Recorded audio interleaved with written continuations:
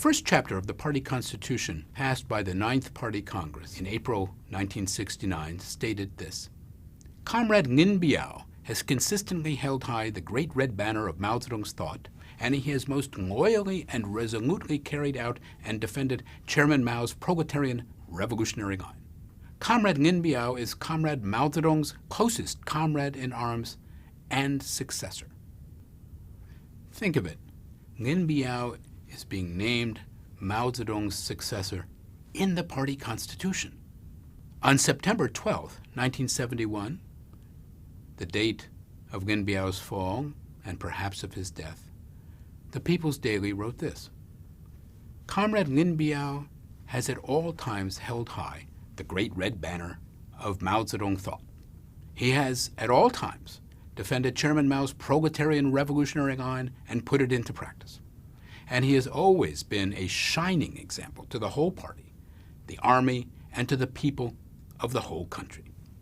Well, Lin Biao would not be mentioned again by name in the Chinese media for nearly 2 years, until his denunciation at the 10th Party Congress on the 29th of August, 1973. That communique reported, the Congress indignantly denounced the Lin Biao anti-party clique for its crimes. All the delegates firmly supported the resolution of the Central Committee of the Chinese Communist Party. Expel Lin Biao, the bourgeois careerist, conspirator, counter-revolutionary, double-dealer, renegade, and traitor from the party once and for all. Soon thereafter, Lin Biao, who had been this shining example, had become a pseudo-Marxist political swindler like Liu Shaoqi, an army splitter like Zhang Guotao, a conspirator, opportunist, renegade, and traitor. He was even referred to in the press, and I quote, as dog droppings, indigestible to human society. Now, I would suggest that this is a remarkably rapid and total shift, even for a party used to sudden shifts in line. It was a shift in which the vaunted masses were, of course, the last to be informed 2 years after the fact.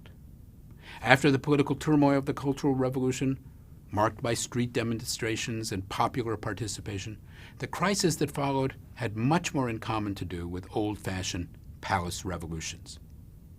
What happened?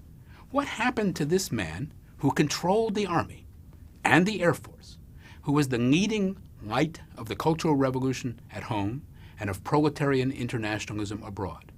What happened to the man who was the editor of Mao's Little Red Book? What happened to the author of the song that would have been at the top of the hit parade if China had had one, because it was played so often? That song, Sailing the Seas Depends on the Helmsman.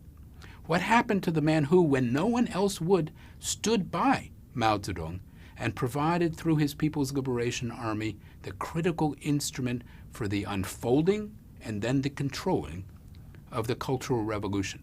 What happened to a man who for 40 years had been a trustworthy subordinate of Mao Zedong?